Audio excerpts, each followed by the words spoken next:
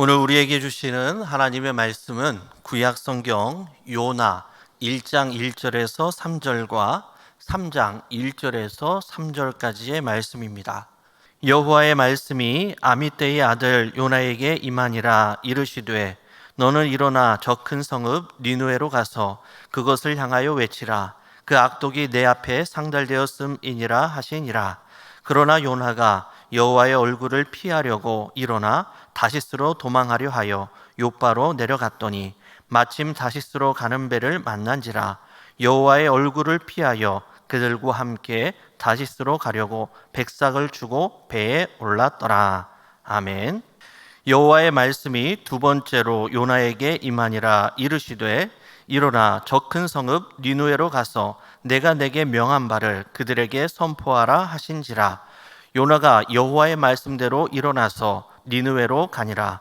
니느웨는 사흘 동안 걸을 만큼 하나님 앞에 큰 성읍이더라. 아멘.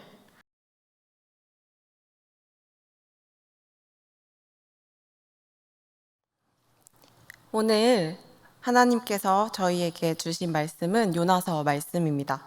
오늘 요나, 선지자 요나라는 제목으로 함께 하나님의 말씀을 나누고자 합니다. 이 시간 하나님께서 들려주시는 하나님의 말씀이 여기 계신 모든 성도님들께 들려질 수 있는 시간 되었으면 좋겠습니다. 여러분들은 선지자 하면 어떤 느낌이 드십니까? 어떤 이미지가 떠오르세요? 네. 아마 막 메뚜기와 석청을 씹어먹는 그런 세례 요한이 떠오르셨던 분도 있으실 거고요.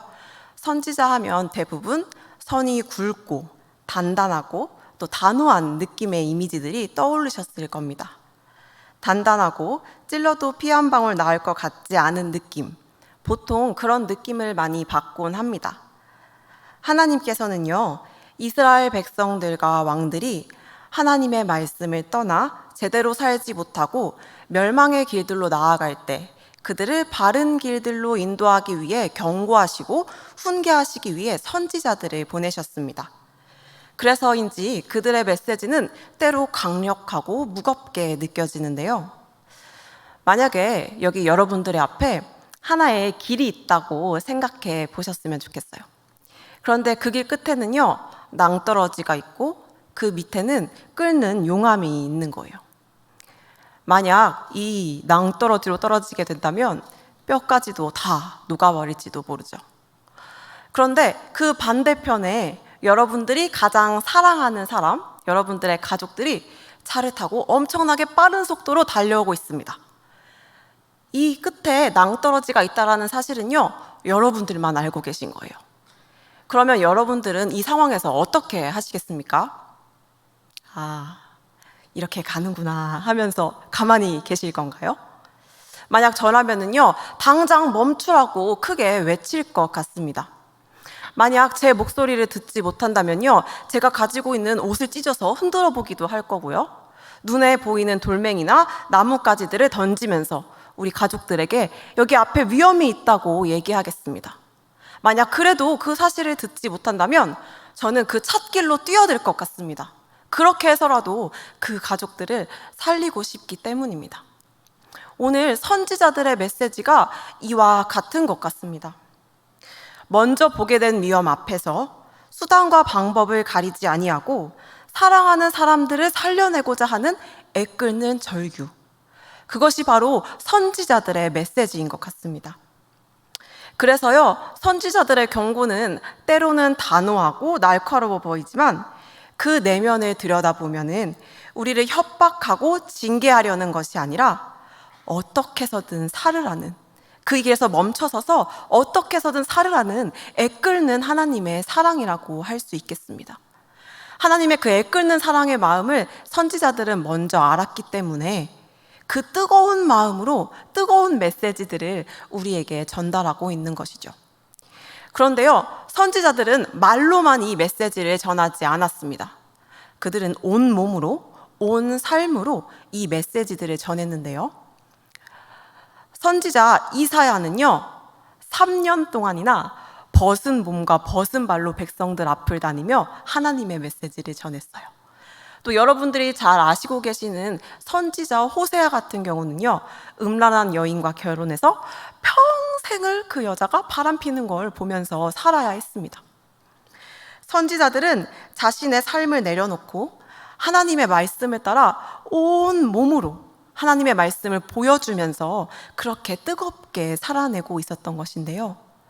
저는 이 사실을 다시 한번 생각해 보면서 선지서를 읽어보았더니요. 선지서에 나오는 선지자들의 삶이 참 쉽지 않구나라는 생각을 하게 되었습니다. 근데 또 한편으로는요, 이런 삶 내가 살 수 있을까 싶으면서 어떻게 이 사람들은 이렇게 뜨겁게 살 수 있었을까? 이렇게까지 하나님의 말씀에 순종할 수 있었을까? 부럽고 한편으로는 되게 존경스럽더라고요.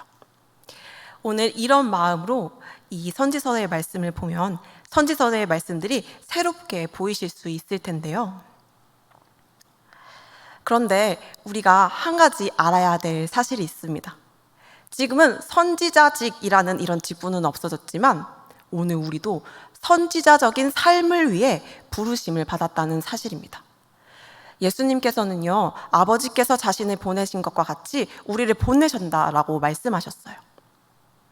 우리는 그저 이 세상에 우연히 태어난 것이 아니라 특별한 하나님의 목적에 따라 각자의 삶의 자리로 부르심을 받아 보내지게 되었습니다.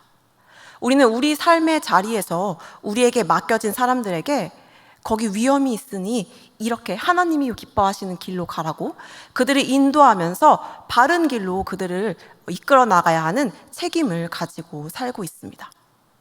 여러분들에게 질문해 보고 싶습니다. 여러분들이 놓여져 있는 여러분들의 삶의 자리는 어디입니까? 하나님께서 하나님의 말씀, 하나님의 애끓는 사랑을 전하라고 여러분들에게 붙여주신 사람은 누구입니까? 한번 생각해 보셨으면 좋겠어요. 저의 배우자, 남편일 수도 있겠고요. 아내, 자녀, 혹은 시어머니, 며느리, 이렇게 가족들일 수도 있겠죠. 또 직장 동료들일 수도 있겠고요. 우리 선생님들은 맡겨주신 나의 아이들, 그리고 나의 구역 식구들, 또 어떤 분들에게는 우리가 살아가고 있는 이 사회의 체계나 법규 등 이 모든 사회 제도가 우리가 바꿔야 될, 하나님의 말씀을 전해야 될 우리의 사명의 자리일 수도 있을 것 같습니다.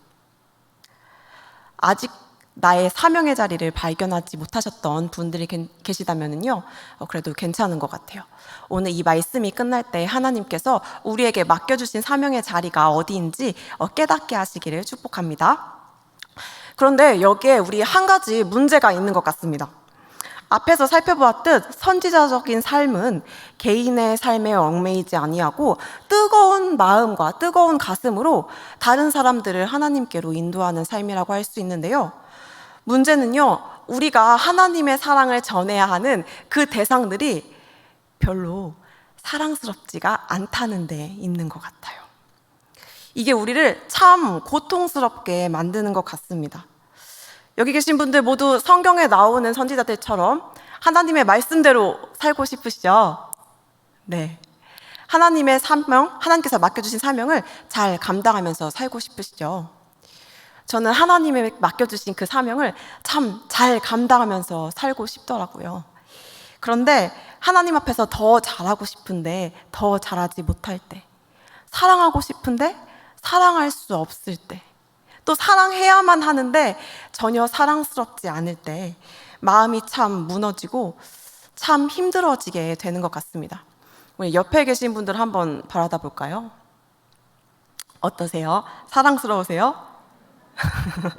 급하게 끄덕이시는데 강한 긍정은 강한 부정이었다고.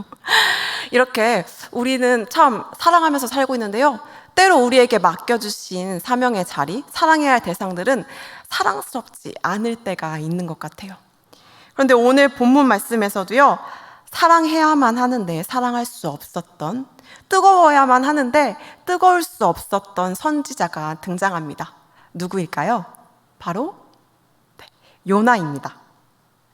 요나는요, 하나님의 명령을 받습니다. 특별히 맡겨진 임무, 사명이라고 하는데요, 요나가 하나님께로 어떤 명령을 받았는지 2절 말씀을 우리 같이 읽어볼게요. 요나 1장 2절 말씀입니다. 시작. 너는 일어나 저 큰 성읍 니느웨로 가서 그것을 향하여 외치라. 그 악독이 내 앞에 상달되었음이니라 하시니라. 네, 요나는 니느웨로 가서 회개를 선포하라는 하나님의 명령을 받았습니다. 순종해야 할 명령, 사랑해야 할 대상이 생긴 것이죠.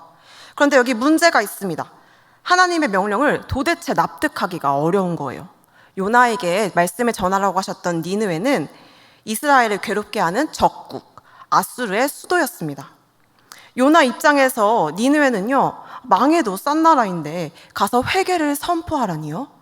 만약 회개를 선포했는데 그들이 정말 회개하고 구원이라도 받게 되는 날에는 어떻게 합니까? 이스라엘 입장에서는 정말 난감한 것이 아니겠습니까? 요나에게 내려진 명령은요, 요나가 가지고 있던 그의 가치에 반하는 일이었습니다. 요나에게 자신들을 괴롭히는 니느웨는 악과 같은 존재였습니다. 그런데 이 요나의 가치를 떠나서도요, 사실 니느웨는 악한 사람들이었어요. 죄인들이었어요. 오늘 말씀해 보니까 그들의 악독이 하나님 앞에 상달되었을 만큼 그들은 죄를 지었다라고 2절 말씀에서 이야기하고 있습니다. 요나에게 니느웨는 결코 사랑스럽지 않은 존재였습니다. 요나에게 그들은 죄인이었고 사랑할 수 없고 오히려 상종하고 싶지 않은 존재였습니다. 그런데 하나님께서 그들을 구하기 위해 그들에게 가서 말씀을 선포하라고 하시는 것입니다. 여러분이 요나였다면 어떻게 하시겠습니까? 저라면은요, 먼저 하나님께 이렇게 질문했을 것 같아요. 하나님, 왜 하필 니느웨입니까? 여기 이스라엘에도 죄 지은 사람들 많고 돌아와야 하는 사람들 많이 있습니다. 하나님, 저희 가정에도 문제 많이 있고 해결돼야 하는 일들이 가득 있습니다. 하나님, 이 일이 더 중요하지 않겠습니까? 많은 곳이 있는데 왜 하필 니느웨입니까? 또 이렇게 질문하기도 했을 것 같아요. 하나님, 왜 굳이 저입니까? 니느웨를 사랑할 수 있는 사람이 저 말고도 많이 있을 텐데 왜 제가 가야 합니까? 하나님, 저에게 니느웨는요, 사랑스럽지도 않고 사랑할 수도 없는 그런 존재입니다. 특히나 저는 그걸 전할 수 있는 능력도 없습니다. 라고 저는 이렇게 이야기했을 것 같습니다. 요나도 그랬던 것 같아요. 요나는 그렇게 자신의 사명을 거부합니다. 사명에는요, 크게 두 가지가 있는 것 같아요. 첫 번째는요, 받아들여진 사명이고요. 두 번째는 받아들여지지 않은 사명입니다.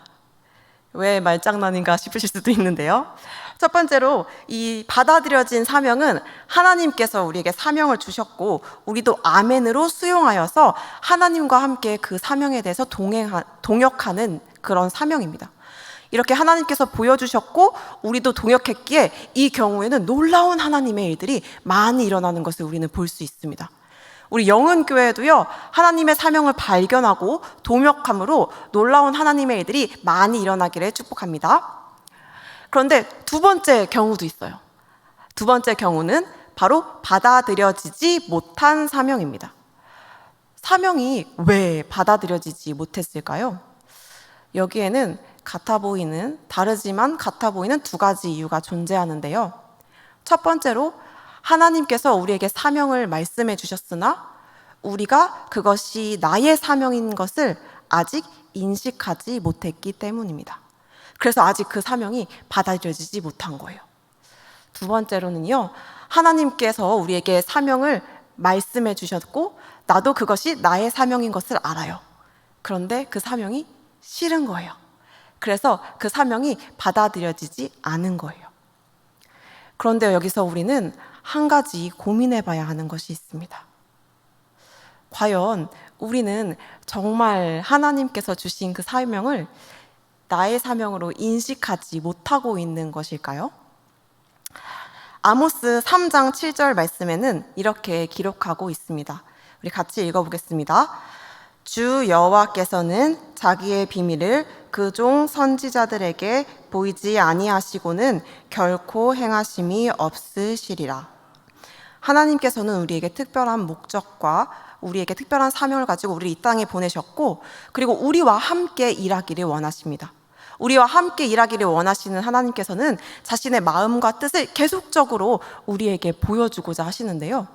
지금도 하나님은 일하시고 계시기에 우리에게 계속해서 말씀하고 계세요. 그런데 우리가 그럼에도 하나님께서 우리에게 주신 사명을 발견할 수 없다는 것은 한번 의심을 해봐야 된다는 거예요. 우리가 정말로 하나님께서 우리에게 주신 사명을 인식하고 있지 못하는 것이 아니라, 모르고 있는 것이 아니라 혹시 우리가 그것을 거부하고 있는 것은 아닐까 한번 생각을 해봐야 한다는 것입니다. 인식하지 못하는 것과 거부하고 싶은 것, 모르는 것과 싫은 것은 다른 것이기 때문입니다. 우리는 정말 모르는 것일까요? 혹시 받아들이고 싶지 않기에 외면하고 있는 것은 아닐까요? 바로 여기에 잠들어 있는 요나처럼 말입니다. 요나는요, 자신에게 맡겨진 하나님의 명령에 수용할 수 없었기 때문에, 그 명령을 따를 수 없었기 때문에 그는 다른 방법을 선택합니다. 요나 3절 말씀인데요. 요나는 욥바로 내려가 니느웨와 정반대 방향인 다시스로 가는 배 위에 올라탑니다. 그 배에 올라탄 요나는 어떻게 행동합니까? 5절 말씀을 보시면요. 배의 가장 깊은 배 밑층으로 내려가 깊이 잠이 듭니다. 배 밑층은 어떤 곳일까요? 배 밑층은요, 아무도 요나를 찾을 수 없는 곳입니다. 더불어서 그리고 요나 자신도 외부의 상황을 알 수 없는 곳입니다. 현실로부터 동떨어져 있는, 현실과 단절된 장소로 나아가는 것입니다. 그리고요, 눈을 감아버립니다. 완벽하게 시야를 차단해버리는 거예요. 현실을 외면하겠다는 강한 의지가 여기에서 나타납니다. 그리고 눈을 질끈 감아버리고요, 꿈나라로 도주해버립니다. 여러분들 아주 심한 스트레스를 받았을 때 잠으로 푸시는 분들 계시죠? 왜 잠을 주무십니까? 네, 그렇게 잠을 자면 잠시나마 현실을 잊을 수 있기 때문이에요. 요나는요, 다시스로 도망갈 걸 넘어서요, 아예 현실 세계를 도피해버립니다. 잠이라는 아무도 침범할 수 없는 나만의 세계, 완벽히 현실로부터 고립된 자신만의 도피처로 떠나게 됩니다. 저는 여기서 우리나라의 청소년들 그리고 청년들을 바라보게 됩니다. 마주할 수 없고 직면할 수 없는 현실 앞에서, 희망이 없는 현실 앞에서 온라인으로, 가상세계로, 여행으로, 소비로, 성과 쾌락으로 도피하고 있는 우리의 다음 세대들을 발견하게 됩니다. 그들은 어쩌면 지금 외면할 수밖에 없는, 마주할 수 없는 현실 때문에 그것을 모른 채 하기 위해서 애써 발버둥 치면서 잠들고 있는 것은 아닐까요? 그들은 지금 발버둥 치면서 애써 외면하기 위해 노력하고 있는 것은 아닐까요? 요나는 그렇게 현실을 외면하기 위해 지금 발버둥 치고 있습니다. 요나가 잠들어버린 그때 배 위층에서는 어떠한 일들이 일어납니까? 4절, 5절 말씀을 보시면요, 큰 폭풍이 일어납니다. 어찌나 거센 폭풍인지 배가 거의 부서질 듯 합니다. 사람들은 각자 자신의 신을 찾고요, 조금이라도 배를 가볍게 하기 위해서 짐을 던져버립니다. 스스로의 힘으로 극복할 수 없는 위기와 고통 속에 두려워하면서 어떻게 해서든 살 길을 찾아보려고 발버둥을 치고 있는 것입니다. 아수라장입니다. 그런데 이와 반대로 배 밑층 상황은 어떻습니까? 고요합니다. 잠들어 있습니다. 세상은 고통 속에 신음하고 있는데 바닥에 요나는 잠들어 있습니다. 정상적인 고요함일까요? 아닙니다. 요나는 왜 이렇게 잠들어 있습니까? 하나님께서 주신 명령을 거부하기 위해서, 하나님께서 주신 사명을 외면하기 위해 지금 잠들어 있습니다. 그런데 오늘 성경은 요나가 사명, 단순히 그 맡겨진 임무를 피하기 위해 이렇게 행동했다고 기록하지 않습니다. 성경은 오늘 요나가 무엇을 피하고 있다고 이야기하고 있나요? 3절 말씀을 다시 한번 같이 보겠습니다. 같이 읽어보겠습니다. 시작. 그러나 요나가 여호와의 얼굴을 피하려고 일어나 다시스로 도망하려 하여 요바로 내려갔더니 마침 다시스로 가는 배를 만난지라. 여호와의 얼굴을 피하여 그들과 함께 다시스로 가려고 뱃삭을 주고 배에 올랐더라. 오늘 하나님의 말씀은요, 요나가 피하려고 한 것이 단순한 사명이 아니라 여호와의 얼굴, 여호와 하나님이었다라고 기록하고 있습니다. 요나가 하나님을 피해서 도망갔다라고 기록하고 있는 것입니다. 요나의 고요함은 정상적인 것이 아니라 하나님을 떠났기에 생겨난 무감각이고 영적인 사망이었습니다.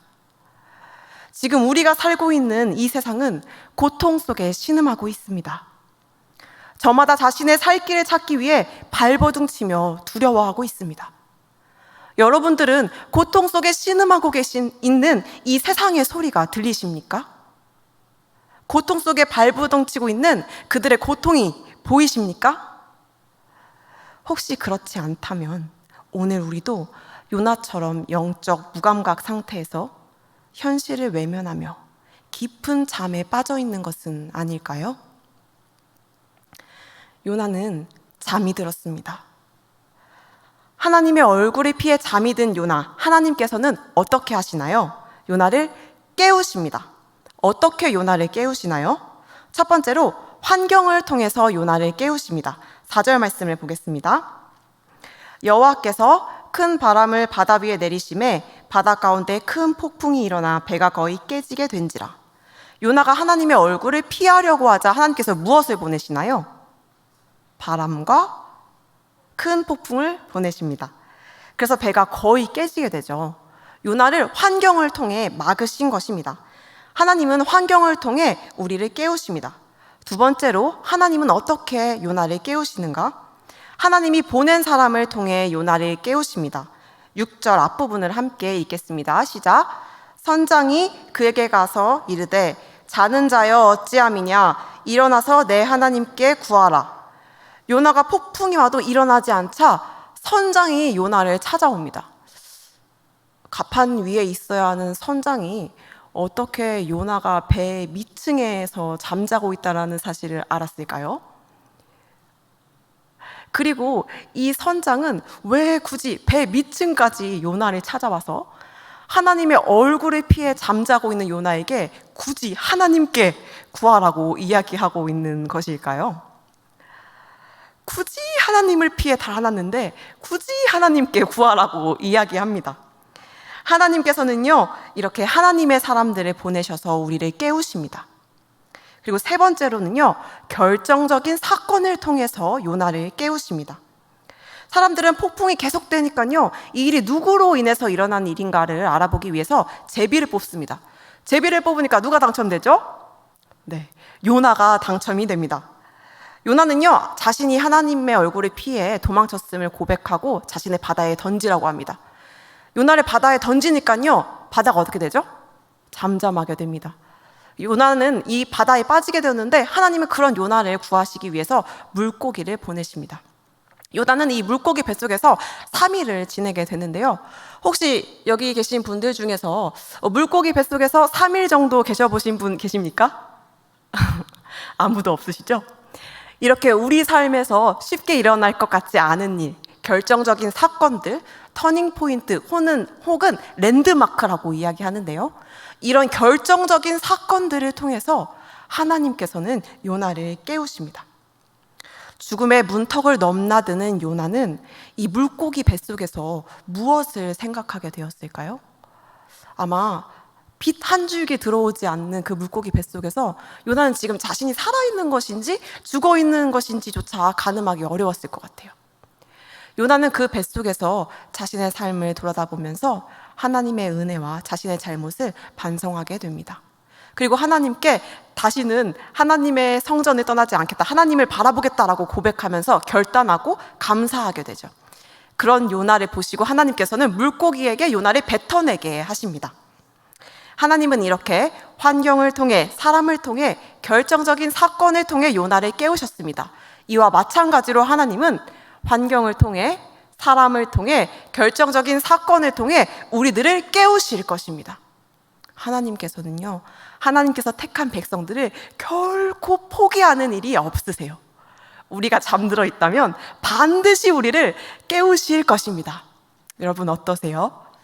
조금 무섭지 않으신가요? 저는 조금 무섭기도 하더라고요. 그런데 저는 여기서 엄청난 하나님의 사랑을 느끼게 되었습니다. 하나님은 왜 이렇게까지 요나를 깨우시는 것일까요? 굳이 요나를 이렇게 깨우실 필요가 있으셨을까요? 다른 사람을 택하셔서 그냥 그를 사용하시면 되지 않으셨을까요? 그게 더 쉽고 빠른 방법일 텐데 말입니다. 요나가 무엇이길래 요나를 위해서 하나님은 바람과 바다, 자연을 움직이시고, 요나가 무엇이길래 사람을 보내셔서 요나를 깨우시고, 요나가 무엇이길래 그를 살리시려고 손수 물고기를 준비하셨을까요? 이렇게 만물을 다스리시고 만물을 움직이실 수 있는 하나님께서 요나 그 한 사람이 무엇이길래 이 온 세상을 움직이고 계신 걸까요? 하나님께서는요, 그렇게 여러분들을 사랑하십니다. 여러분들을 위해서요, 지금 이 순간에도요, 그렇게 온 우주를 움직이고 계십니다. 죄악에 빠진 니느웨를 포기하지 않으시고 요나를 보내 구원하려고 하셨던 것처럼, 하나님의 얼굴을 피해 영혼의 깊은 죽음에서 잠을 자고 있는 요나를 포기하지 않으셨던 것처럼, 그 끈질긴 사랑으로 여러분들을 포기하지 않으시고 끝까지 가르치시고 마침내 구원해 내실 것입니다. 요나는요, 이렇게 포기하지 않으시는 하나님의 사랑으로 인해 다시 한번 기회를 얻게 됩니다. 3장 1절에서 2절 말씀입니다. 다시 한번 읽겠습니다. 시작. 여호와의 말씀이 두 번째로 요나에게 임하니라. 이르시되 일어나 저 큰 성읍 니느웨로 가서 명한 바를 그들에게 선포하라 하신지라. 이 명령에 요나는 어떻게 반응합니까? 3절 상반절에 보시면요, 여호와의 말씀대로 일어나서 니느웨로 갑니다. 그리고 4절 하반절에 보시면 40일이 지나면 니느웨가 무너지리라 라고 외칩니다. 이전과는 다른 반응입니다. 충격적인 경험을 통해서 요나가 지난날을 완벽하게 뉘우치고 하나님의 말씀에 온전히 굴복하게 된 것일까요? 아니면은요, 하나님의 얼굴을 피해서 한번 도망쳐 보기도 하고 불순종하는 죄를 지어보기도 하니까 갑자기 죄인인 니느웨의 마음들이 이해가 되면서 그들을 향한 사랑이 샘솟기라도 한 것일까요? 둘 다 아닙니다. 요나는요, 둘러보기만 하는데도 사흘이 걸리는 니느웨 성읍을 단 하루 만에 돌아버립니다. 얼마나 무성의하게 하나님의 말씀을 전했는지 알 수 있는 대목이죠. 그리고 무엇을 잘못했는지 어떻게 돌이켜야 하는지도 가르쳐주지 않고요, 그저 40일 뒤에 니느웨가 무너질 거야 라고 외칩니다. 40일 뒤에 니느웨가 무너질 거야. 어떻게 보면은요, 돌아오라는, 회개하라는 사랑의 말이라기보다 무너져라 무너져라 하는 저주처럼 보이기도 합니다. 4장 1절에서 3절 말씀을 보면 더욱 확실히 요나의 마음을 확인할 수 있습니다. 요나가 말씀을 전하자 자신의 말씀을 들은 니느웨가 회개하는 일들이 일어났는데요, 이 모습을 본 요나는 4장 1절과 같이 반응합니다. 읽어보겠습니다. 시작. 요나가 매우 싫어하고 성내매. 구원받는 니느웨를 보면서 매우 싫어하고 성을 냅니다. 자신의 뜻과 하나님의 뜻이 같지 않음에 분노하며 차라리 사는 것보다 죽는 게 낫겠다고 하나님께 죽여달라고 막 이야기하는 모습을 볼 수 있습니다. 그런데 만약 요나가 자신의 생각을 내려놓았다면 어땠을까요? 그럼 오히려 행복하지 않았을까요? 자신을 통해 니느웨가 회개하는 일들을 보면서 아, 내가 이렇게 하나님께 쓰임받았구나 감사할 수 있지 않았을까요? 자신의 고집을 내어놓고 자신의 판단을 내어놓고 자신의 기준을 내어놓고 하나님의 마음에 자신의 마음을 맞췄다면 요나는요, 성공한 사역자로서, 성공한 사명자로서 쓰임받았음에 감사하며 행복할 수 있었을 겁니다. 하나님의 말씀 앞에 자신을 온전하게 내려놓는 것이 이처럼 우리를 행복하게 하는 일인 것 같습니다. 하나님 앞에 자신을 내어놓음으로 복된 이 행복을 모두 다 누리시는 영흥교회 성도님들이 되시기를 예수님의 이름으로 축복합니다. 그런데 요나는요, 그러지 못했어요. 매우 싫어하고 분을 냈습니다. 그렇다면 바다 위에서 있었던 요나의 경험은 요나에게 아무런 영향도 주지 못했던 것일까요? 아닙니다. 요나는요, 변화를 겪게 됐는데요, 첫 번째와는 다른 놀라운 변화들이 나타나게 됩니다. 첫 번째로는요, 요나는 이제 하나님 앞에 있습니다. 하나님의 얼굴을 피해 도망쳤던 첫 번째 요나와는 다르게요. 요나는요, 비록 하나님 앞에서 매우 성내고 분을 낼지라도 이제 하나님의 얼굴을 피해 도망치지 않습니다. 오히려 4장 2절 말씀을 보니까요, 싫어하고 성내면서 오히려 여호와께 기도합니다. 비록 투정하고 분노할지언정, 하나님께 따져 물을지언정 그는 여전히 하나님 앞에 있습니다. 둘째로 요나에게 어떤 변화가 일어나면요, 요나는 하나님의 말씀에 순종하게 됩니다. 아직 하나님의 마음을 온전히 다 이해하지 못했음에도 순종하는 거예요. 이해하지 못했음에도 하는 순종이 더 귀하지 않습니까?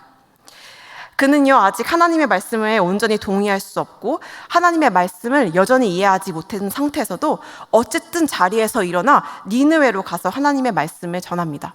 우리가 보기에 하나님의 말씀을 전했던 요나의 순종은 최선처럼 보이지 않을 수도 있습니다.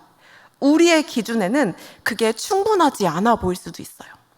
그런데 그에게는요, 그 상황에서 그렇게 한 그의 행동은 그에게는 최선이었던 것입니다.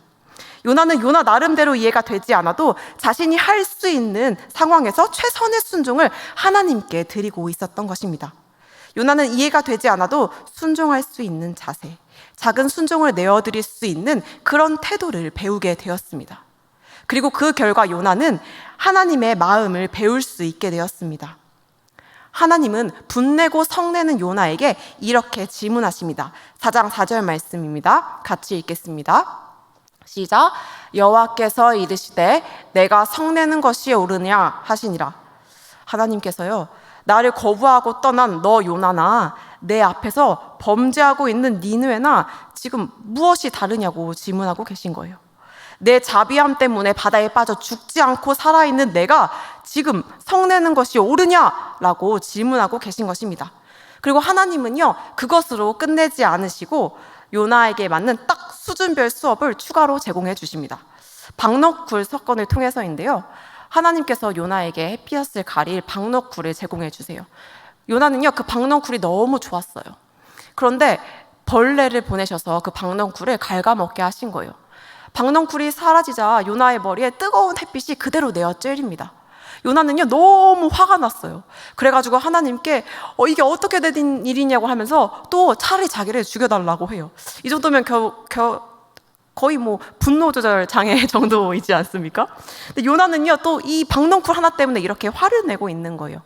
화를 내는 요나에게 말씀하십니다. 너는 네가 기르지도 않고 심지도 않은 이 박넝쿨 하나 때문에 이렇게 안타까워하면서 저 니느웨에는 아직 좌우를 분별하지 못하는 12만 명이 넘는 사람들과 가축들이 있다. 그래서 내가 어떻게 그들을 안타까워하지 않을 수 있겠느냐, 아끼지 않을 수 있겠느냐라고 이야기하시면서 요나의 삶의 경험을 통해 하나님의 마음을 알아갈 수 있도록 가르쳐 주십니다. 상황에 맞는 하나님의 마음을 상황을 통해서 요나에게 가르쳐 주시고 계신 거죠. 요나는 이제 하나님의 얼굴을 피하지 않고 작은 순종을 내어드림으로 하나님의 마음을 배울 수 있게 되었습니다. 사랑하는 성도님들도 하나님께서 주시는 이런 수업을 들을 수 있는 기회가 삶에서 많아지실 수 있기를 축복합니다. 성경은요, 이렇게 하나님의 수업으로 요나서는 끝이 나게 됩니다. 요나서 전체 말씀이 끝나는 이 순간까지도요, 요나가 하나님의 마음을 온전히 이해했는지 아닌지 우리는 알 수 없습니다. 아마도 요나는 여전히 니느웨를 향한 하나님의 마음을 온전히 이해하지 못했을지도 모릅니다. 머리로는 이해했을지라도요, 마음으로까지는 온전히 니느웨를 사랑하지 못했을지도 모릅니다. 그렇다면 오늘 이 말씀은 의미가 없는 것일까요? 오늘 성경의 요나는 그리고 하나님은 실패하신 것일까요? 어쩌면 요나는요, 여전히 우리가 원하는 대로 뜨거운 마음으로 하나님께서 우리에게 맡겨주신 사람들을 사랑하고 그들을 위해 온 삶을 내던지는 선지자, 우리가 원하는 그런 선지자의 모습은 아닐지도 모르겠습니다. 그러나 그럼에도 중요한 것은요, 요나는 지금 자라나고 있다라는 사실입니다. 요나는요, 지금 하나님의 마음을 알아가고 있습니다. 이것이 얼마나 놀라운 변화요? 놀라운 기적입니까? 이런 놀라운 변화의 과정이 바로 우리들의 인생인 것 같습니다. 비록 지금 다 하나님의 마음을 이해하고 뜨겁게 사랑하지 못한다고 할지라도 하나님 앞에 서 있을 때 오랫동안 우리를 인내하시며 하나님의 사람으로 키워내시는 하나님을 날마다 경험하며 살아가는 삶, 그것이 바로 우리의 인생인 것 같습니다. 지금 우리는요, 여전히 하나님의 마음을 온전히 이해하지 못할 수도 있고요, 우리에게 맡겨진 사람들을 온 마음을 다해 사랑하지 못할 수도 있습니다. 그리고 어떤 때는 자신도 모르게 하나님을 외면하면서 하나님을 부인하는 삶을 살지도 모릅니다. 그러나 우리가 분노하고 따질지라도 하나님을 떠나지 않고요, 이해할 수 없을지라도 그 순간 하나님 앞에 우리가 할 수 있는 최선의 순종을 드리며 살아가다 보면 우리를 끝까지 포기하지 않으시는 하나님께서 잠자는 우리를 깨우시며 우리를 하나님의 사람다운 사람으로 키워가실 것입니다. 할렐루야. 재밌는 것이 한 가지 있습니다. 성경의 요나서에서는요, 요나를 지칭할 때 그를 선지자 요나라고 이야기하지 않습니다. 그저 요나라고 이야기합니다. 그런데 요나에 대한 또 다른 기록이 열왕기하 14장 25절에 등장하는데요, 여기선 요나를 뭐라고 지칭하는지 우리 같이 읽어보겠습니다. 이스라엘의 하나님 여호와께서 그의 종 가드헤벨 아미떼의 아들 선지자 요나를 통하여 하신 말씀과 같이 여로보암이 이스라엘 영토를 회복하되 하맛 어귀에서부터 아라바 바다까지 하였으니, 열왕기하는요, 요나를 하나님의 종 선지자 요나라고 지칭합니다. 그리고 그 선지자 요나의 말이 이루어졌다라고 기록하고 있습니다. 선지자로서 요나의 말을 기억하고 있는 것입니다. 우리 눈에 불완전해 보이는 요나도 누군가에게는 분명히 영향력 있는 선지자로 기억되고 있는 것입니다. 지금은 비록 선지자답지 못하여도 하나님의 마음을 온전히 이해하지 못하고 내 자신이 기대하는 만큼 우리의 맡겨진 사명의 자리를 사랑하지 못한다 할지라도 하나님의 얼굴을 피하지 않고 맡겨주신 사명의 자리에 서 있다 보면 그 누군가에게는 선지자다운 선지자, 사명자다운 사명자, 진정한 하나님의 사람으로 기억되도록 하나님께서는 오늘 여기 계신 모든 성도님들을 길러내실 것입니다. 부족한 자를 깨우셔서 하나님의 종으로 삼으시고 마침내 키워내시는 그 하나님의 은혜를 날마다 경험하며 살아가시는 모든 성도님들 되시기를 축복합니다. 기도하겠습니다. 우리를 깨우시는 하나님, 우리를 포기하지 않아주심에 그 사랑에 감사드립니다. 오늘 우리가 여기에서 예배할 수 있는 것이 우리를 포기하지 않으시는 주님의 사랑이 있으셨기 때문임을 고백합니다. 아버지의 얼굴을 피해 도망치지 않겠습니다. 주님 앞에 있겠습니다. 작은 순종을 주님께 드리겠습니다. 우리를 가르치시는 성령님, 잠들어 있는 우리를 깨우시고 아버지의 마음을 더 알게 하여 주십시오. 그래서 아버지의 마음이 우리의 마음이 되게 하여 주시고 우리를 가르치시고 성장시키실 주님을 날마다 만나며 살아가게 하여 주시옵소서. 날마다 주님의 얼굴 앞에서 빚어져 갈 우리의 미래를 기대합니다. 우리를 사랑하시고 마침내 온전케 하실 예수님의 이름으로 기도합니다. 아멘.